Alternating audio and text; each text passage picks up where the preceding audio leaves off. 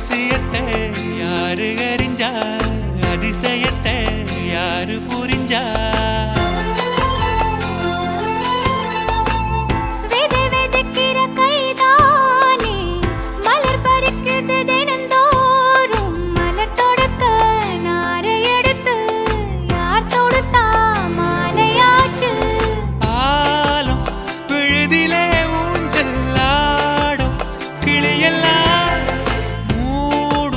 சரகில மெல்ல பேசும் கதையெல்லாம் தாலாட்டி கேட்டிடாமலே தாயின் மடிய தேடி ஓடும் மலநதி போல.